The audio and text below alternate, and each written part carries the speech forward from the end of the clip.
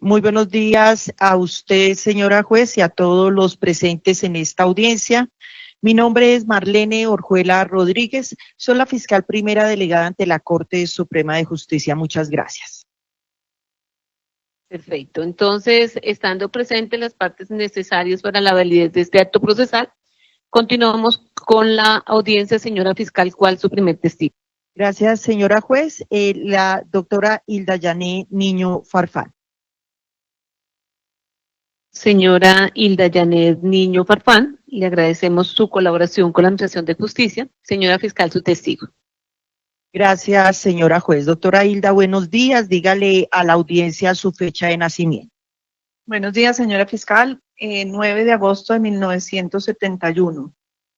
Dígale a la audiencia si usted conoce al abogado Diego Javier Cadena Ramírez. Sí, señora. Dígale las circunstancias en que lo conoció. Bien, al doctor Diego Cadena lo conocí una primera vez, lo conozco en la cárcel del Buen Pastor. Yo supongo que eso tuvo que haber sido como para julio o agosto del 2017, no, agosto. Y lo conozco porque, como manifestaba anteriormente, yo no tenía abogado ya. Entonces, me estaba defendiendo un amigo, el doctor Luis Eduardo, y ya para un tema de negociación de acuerdos, yo requería pues otro tipo de experiencia, digamos, en el proceso.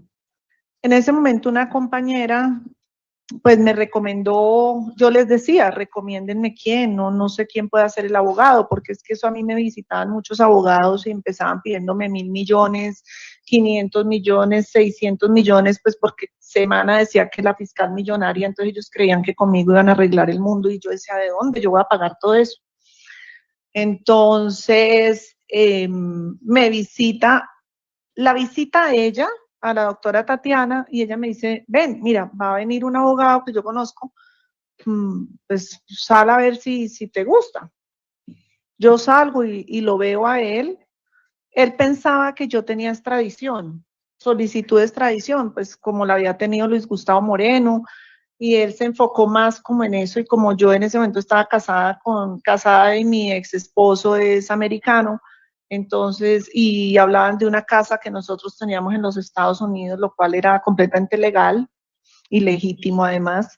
Él dijo, ustedes van de extradición, usted y su esposo, porque él también estaba capturado, y yo le dije, no.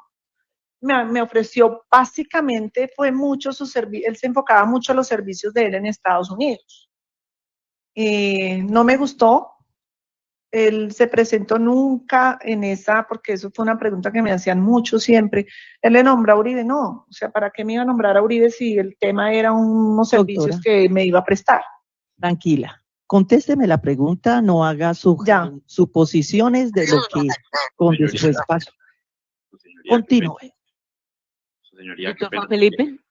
Sí, doctor Juan Felipe. Es inapropiado que la fiscal le diga a la testigo que tranquila. Yo observo perfectamente que la testigo está tranquila y está contestando la pregunta sobre el tema de la visita. Si la fiscal desea cortar la respuesta, está bien, no tengo objeción, pero esos comentarios de que tranquila, yo creo que eso no viene al lugar, es una simple moción de orden. Continúe, señora fiscal. Gracias. ¿Algo más que manifestar de ese primer encuentro que le conste para el mes de agosto de 2017? No, no más, no me voy a extender porque de pronto hay más preguntas relacionadas. Claro. Dice usted que lo encontró esa primera vez. ¿Tuvo algún otro contacto con el doctor Cadena Ramírez? Sí, gracias. Cuéntele a la audiencia cómo se desarrolló esa segunda reunión con Cadena Ramírez. Bueno, primero que todo debo manifestar que esa segunda reunión,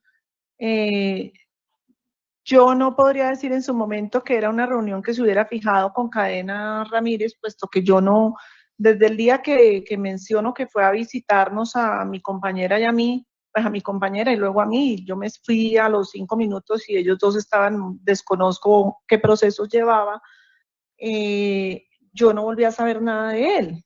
No me interesó su servicio, contraté al doctor Torres, Y de eso ya hablé con el doctor Torres, le dije, bueno, mire, aquí la fiscalía no está interesada en lo que yo estoy hablando. Y uno de esos puntos era relacionado con lo que yo como coordinadora de Justicia y Paz, Dirección de Justicia Transicional, observé de acciones ilegales, debo decir, de quien era mi jefe inmediato, el doctor Carlos Fidel Villamil. Puntualmente, el doctor Villamil estaba involucrado en lo que podríamos llamar una manipulación de testigos al interior de la Unidad de Justicia y Paz, del cual era el director y yo era la segunda. Entonces, yo dije, bueno, si a la fiscalía no le interesa esto, yo voy a mandarle razón al presidente Uribe de que en el caso de su hermano hubo una clara manipulación de testigos que se llevó y se adelantó desde la Dirección de Justicia Transicional. Y yo me acuerdo que en ese momento el señor Uribe era senador y saca como un comunicado, algo así a la opinión pública, diciendo que quien sepa de cosas que estuvieran pasando contra su familia, contra él, que lo dijera.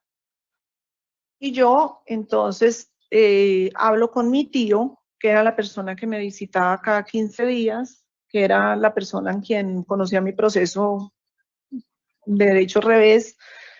Hablo con él y le digo, mire, yo tengo una información, sin decirle ni cuál, tengo una información que yo necesito que le lleven al presidente Uribe y le digan que yo tengo una información de manipulación de testigos al interior de Justicia y Paz, a ver si le interesa.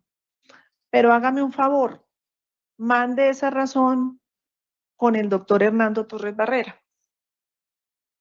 Yo sabía que ellos eran amigos y que el doctor Torres era una persona correcta porque esto era una información bastante delicada. O sea, mandarle una razón a un señor que yo no conozco de esa magnitud, decirle, venga, mire, es que yo sé de manipulaciones de su proceso y él siendo un expresidente, un senador, pues yo no quería que nadie fuera a utilizar mi nombre diciendo, pero que mire, que es que le mande tanta plata o que le dé esto, le quite. No. Entonces yo dije, el doctor Torres es correcto. Le dije a mi tío, él no necesita ni saber qué es lo que yo voy a decir y simplemente, si le interesa, que se pongan en contacto y ya. Bueno, así lo hizo mi tío salió, creo que él iba a verme cada 15 días, que era la entrada de hombres. Después me llamaron un día, yo creo que de mi casa, me llamaron allá al patio de la cárcel y me dijeron que el doctor Hernando Torres ya se había reunido con el senador Uribe en el Senado y que habían dicho que me iba a enviar un abogado. Yo les dije, por favor preguntan quién es el abogado. A mí me llaman un día a la cárcel también y me dicen, el abogado se llama Diego Cadena, que va a tal día, a tal hora. Bueno, el día que fue la segunda y última vez que lo vi. Y, entonces yo estaba lista, esperando que fueran a sacarme para llevarme abogados. Salgo y de una vez me llega el volante, pero para que reciba el abogado. Entonces yo le digo, yo cómo sé que usted sí viene de parte del señor Uribe. Él me muestra la escarapela del Congreso y me dice, mire doctora, yo estoy sentada o estaba sentado con él justo y me dijo que por favor fuera a ver qué es lo que usted conoce de información.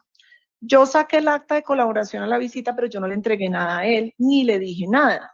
Simplemente le dije, mire, doctor, yo tengo información y le tapo el resto y le digo, mire, aquí en el primer punto está Carlos Fidel Villamil, manipulación de testigos del caso de los 12 apóstoles y ya no me acuerdo, Santiago Uribe y creo que también mencionaba Álvaro Uribe, creo.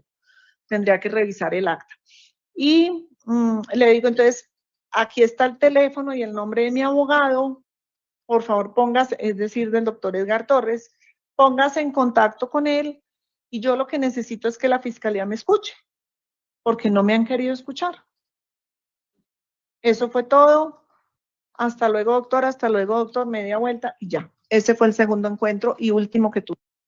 Dice usted que el senador Álvaro Uribe sacó un comunicado público. ¿Recuerda la fecha de ese comunicado? Sí, yo creería que eso fue por esa misma época. Eso debió ser como unos 20 días, un mes antes de esas cosas que él dice. Yo no sé si la dijo pública o la dijo en el Twitter, que esa vez se llamaba Twitter, o en dónde la dijo, pero yo sé que él dijo que el que sepa algo que estén haciendo contra mí o mi familia lo diga, apegado a la ley, yo no sé, bueno, todo así, y que si también sabían algo contra ellos lo dijeran, algo así. Fue un comunicado, si no fue verbal, fue, seguro lo vi en noticias, o eso, y eso fue lo que hizo como que yo dijera, esto es un mensaje de Dios, y lo voy a hacer.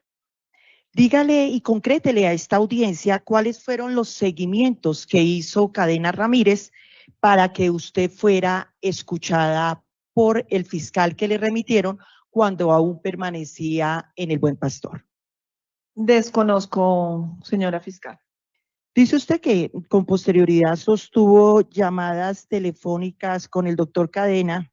Mi pregunta es, ¿volvió a tener algún contacto personal con el doctor Cadena? Nunca más.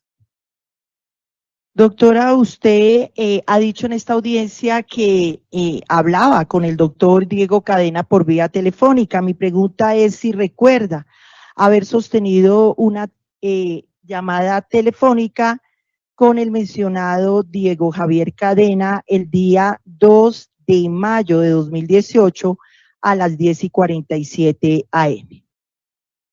El día no lo tengo, pero sí hablé con él como en 2 ocasiones telefónicamente. ¿Recuerda exactamente qué se habló en esa comunicación del 2 de mayo de 2018 a las 10:47? En esa llamada yo le estoy preguntando y ahí se aclara que si sí le entregó el abogado mío el documento y él dice que sí, que le dieron copia. Y yo le cuento que ya me confirmaron la tutela, que el IMPEC se demora, pero que ya voy a salir de ahí y me dice que se alegra y ya. Esa básicamente es la conversación. Que muchas gracias por el oficio, que le ha parecido bien. Listo. También le dice que está muy agradecido, de que estaba muy agradecido el doctor Cadena. De que yo hubiera puesto esto en conocimiento de las autoridades, me imagino yo, nuevamente, como digo, no fue la primera vez que lo hice. Gracias por su contextualización. A raíz de esta carta, ¿fue escuchada usted en ese proceso? ¿Qué temas se abordaron en esa entrevista? Todo lo que me constara a mí sobre manipulación de testigos al interior de Justicia y Paz, de manera puntual, manifesté los demás actos irregulares del señor Carlos Fidel Villamil, manifesté lo que me constaba de manipulación de testigos como coordinadora y todo lo que yo sabía de esos temas puntualmente y de cómo estaban manipulando a los postulados de Justicia y Paz y a algunos desmovilizados de Ley 1424 para efectos de dar testimonios en contra de los Uribe Vélez. Gracias, doctora Hilda. Entonces, concrétele a esta audiencia el conocimiento que tenía usted sobre la manipulación que dice se hacía de testigos para que actuaran en contra de Álvaro Uribe Vélez.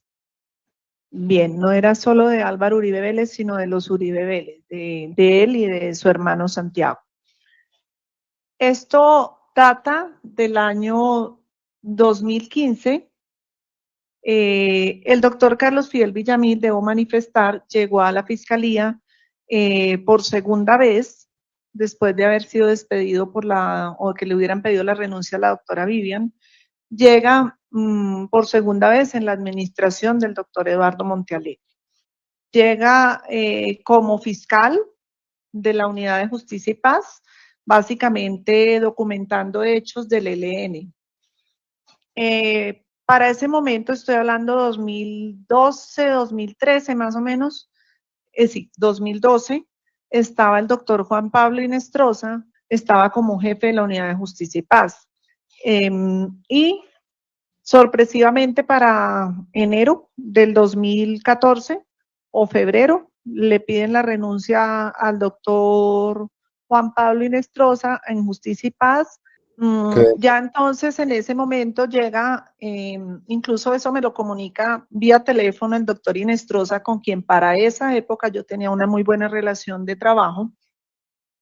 Me dice, me llama y me dice, ¿sabe a quién nombraron en la dirección? Y yo, ¿a quién? Me dijo, a Villamil. Le dije, no lo puedo creer, porque él no se quería con Villamil, pero era por un tema de bajo rendimiento laboral. Bueno, llegó Villamil allá y el doctor Villamil, pues como hace cualquier jefe, nos entrevistó a todos a ver qué estábamos haciendo. Yo era la coordinadora de priorización, yo le puse pues el cargo como tal de coordinadora, más no el de fiscal, pero sí el de coordinadora a su disposición, y que él pusiera pues la persona que él consideraba. Me dijo que no, que lo siguiera haciendo yo, que lo venía haciendo bien, y la verdad, seguí trabajando. Entonces, llega el doctor Villamil y obviamente él es una persona que se muestra muy amable, muy formal, pero el doctor Villamil no es una persona trabajadora. No es una persona que le guste trabajar, que se ha comprometido con un horario, y pues como jefe hay que dar ejemplo. Y él llegó recomendado por el doctor Leonidas Bustos. Eso sí me lo dijo él mismo, porque él tenía como un parentesco, no, sino que su hija o su hijo, ya en este momento no recuerdo si era hija o hijo, era novio de la hija o el hijo de Leonidas Bustos. Y él me comentó que él era como su papá, que siempre había sido su mentor, y que llevaban como 30 años de profunda amistad, pues digamos de todo. Entonces, cuando nombran al doctor, veníamos en un ritmo de trabajo full, bastante interesante, digo yo, para lo que hacía la unidad, y todo cambia, todo empieza a mermar por las nuevas directrices. Entonces, él empieza a llevar a sus amigas y amigos a los cargos, por ejemplo, de legal, del área legal. O sea, el área legal de justicia y paz, por ejemplo, maneja todo el conflicto de la desmovilización de paramilitares y de los mismos FARC y ELN, pues requiere un conocimiento y una dedicación muy especial.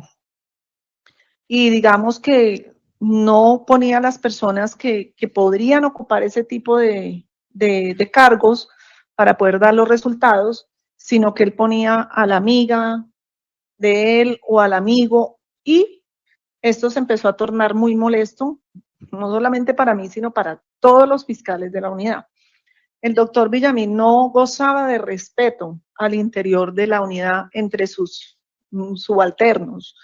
Para los hechos ilegales, la Sí, quería a eso voy. interrumpir porque pues lo que nos interesa es efectivamente, usted dice, de unos hechos de ilegalidades. Sí. Entonces, el primero es que tenía más vehículos de los que necesitaba. Segundo, por favor, continuemos. Ya creo que mencioné otro, como no gestionar las incapacidades de los funcionarios, no cumplir con sus deberes como fiscal ni como director, que eran encomendadas, obviamente.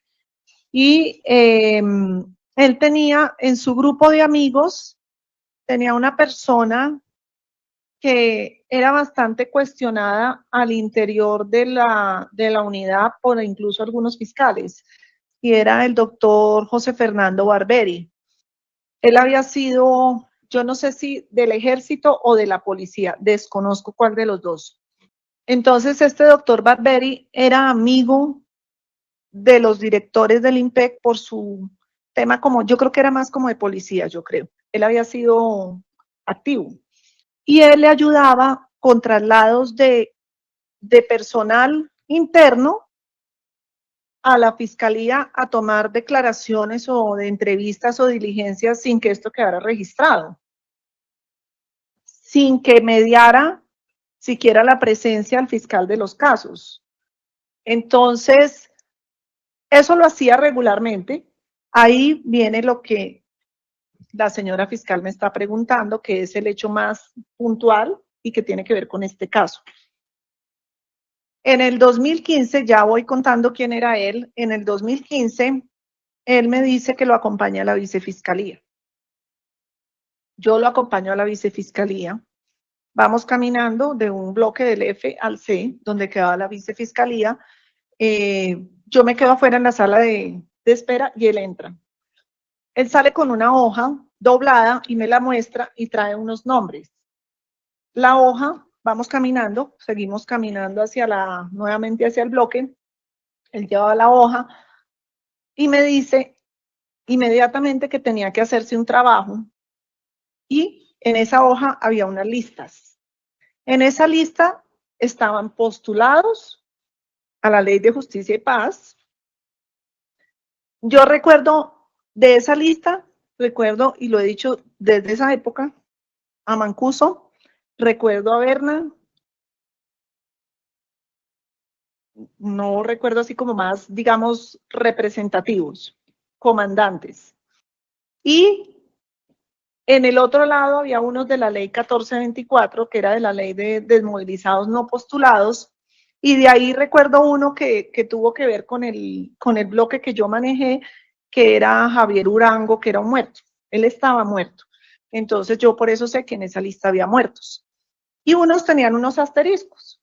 El doctor Villamil dice, primero, que lo que había que hacer era, y manifiesto nuevamente, por órdenes de los doctores Montealegre y Perdomo, palabras de Villamil, que tocaba coger esa lista, buscar el caso de cada persona que estaba allí enunciada, bien sea postulado o desmovilizado, y sentarnos a escuchar con un filtro si en sus diligencias habían mencionado la palabra Uribe, por Álvaro Uribe o Santiago Uribe. Cuando yo le dije, vamos entonces a hacerlo, dijo, no, es que esto solo lo tenemos que hacer nosotros, esto es confidencial, esto no lo pueden saber los fiscales del caso. Esto es algo que tenemos que únicamente manejarlo aquí en la jefatura. Y necesitamos el primer reporte como a 15 días, algo así. Yo le dije, doctor, ¿usted cómo se va a comprometer a hacer algo en 15 días si no damos abasto de trabajo? Y son cuántas versiones libres que hay a lo largo de Justicia y Paz de cada uno de los postulados desde el 2000. Por ejemplo, Mancuso, que fue el primero que empezó a hablar en el 2006. ¿Cómo era 2015, a oír todas las versiones y buscar en qué lado hablaba de Uribe para transcribirles eso e ir pasando informes? Yo le dije, mire, yo en la coordinación no tengo personal. Le dije, entonces dígale a la doctora Nancy, que era puesta por él, la jefe administrativa, y era amiga de él, de su entera confianza, porque eso era privado y de confianza, o si no, rodaban cabezas, dijo él. Póngala a ella, a que haga esto con su gente. Así lo hizo la doctora Nancy. La llamamos, le dijimos, mire, usted tiene que hacer esto. Y lo peor era que los fiscales no se tenían que enterar. Y yo sí, para mí dije, yo no me voy a meter en esto. Yo no voy a ir a pedirle a un fiscal, no pedirle ni siquiera, sino sacarle un expediente, pero sin darle una explicación. No tiene razón de ser. Eso no es viable. Y él me dijo, cuando tengamos esto, pasamos un avance, pero vamos a empezar a citar a estas personas a diligencias aquí al búnker. Y yo le dije, pero es que allá ya están muertos. Dijo, no, pues los que estén, ubiquemos dónde están. Él se va para vacaciones y a mí me encargan de la dirección, me encarga el doctor Perdomo. Resulta que él me dijo que ese informe yo se lo tenía que entregar al doctor Manuel Ayala. Yo entonces le dije que bueno, yo al doctor Ayala no lo conocía. Yo creo que lo había visto de paso, pero no lo conocía. En ese momento, él ya de vacaciones, me entregan el primer reporte y yo me voy a vicefiscalía y le entrego, pregunto por el doctor Manuel Ayala. Yo ya no fui en calidad ni de fiscal ni de coordinadora, sino de directora. Y voy y el doctor Ayala se enoja conmigo. Entonces dice que dónde putas está Villamil, que porque yo estaba con eso, que yo qué tenía que estar haciendo con esos papeles. Yo le dije, pues yo estoy encargada, o sea, yo no le vi nada, no, esto es confidencial, Villamil no ha debido hacer eso, no sé qué. Bueno, en todo caso me jaló eso, el informe que le llevé y ya me devolví. Llamé a Villamil o él me llamó, porque yo me imagino que lo llamaron, yo no recuerdo si él me llamó, yo lo llamé, pero yo me puse furiosa con él y le dije que a mí me parecía tenaz que él se hubiera ido a vacaciones y me hubiera dejado a mí a que me vaciaran, pues porque yo estaba haciendo lo que él me ordenaba y que el doctor Ayala se había enojado demasiado, que pues que yo ya no me metía más en eso, que mirara a ver el que hacía, él como siempre sonreía, ja, ja, ja, no se preocupe, doctora, yo soluciono ese tema, no hay problema, no sé qué. Le dije, bueno, pero yo ya, o sea, yo ya no llevo más. Y en efecto, esperamos a que él llegara y él ya fue el que se encargó de ese tema cuando él llegó. Yo ya no sé más qué hizo él con el informe escrito como tal. Pero entonces, él empezó a hacer las diligencias de esas personas y empezó a citar. Yo me acuerdo que citaban a un señor de Cúcuta, que estaba preso en Cúcuta, desconozco el nombre exacto del postulado, y lo citaron y lo trajeron a Bogotá un tiempo. ¿Y por qué yo sé que había beneficios? Yo llevaba el caso de Miguel Ángel Mejía Múnera. Ese fue el bloque que me entregó a mí el doctor Luis González cuando me posesionaron en la unidad. Lo cogí cuando ya el mellizo estaba extraditado, lo cogí como en julio del 2009 y yo documentaba ese hecho. La orden de jefatura era que necesitamos sentencias. Eso era lo que nos decía siempre el doctor Luis González, sentencias, sentencias. Bueno, y el mellizo, él es narcotraficante y está en Estados Unidos por narcotráfico. Todos estaban con narcotráfico. Cuando yo llego a coger al mellizo, el mellizo no hablaba en justicia y paz y a mí me aceptó como 3.000 hechos. Entonces, hasta de violencia sexual por línea de mando. Después sale un auto de la corte y dicen que hay que excluir al mellizo. A mí me dice Villamil, excluya al mellizo. Yo le dije, pero ¿en qué cabeza cabe que yo voy a excluir al mellizo si yo vengo 5 años diciendo que él financió un bloque de aceptando, metiéndole hechos, él me los ha aceptado, lo he imputado, íbamos en legalización de cargos, y yo ahorita usted quiere que salga diciendo que yo misma lo voy a excluir? Entonces yo pedí apartarme del caso. Bueno, yo me aparto totalmente del caso del mellizo, completamente, esto es para el 2014. En ese momento, yo sí le dije a él, yo le dije, vea, a mí me parece tenaz, doctor Villamil, que vayan a excluir al mellizo y ese tipo me va a mandar a matar. Me dijo, mire, eso ya lo habló el doctor Leonidas Bustos, él era el presidente de la sala penal.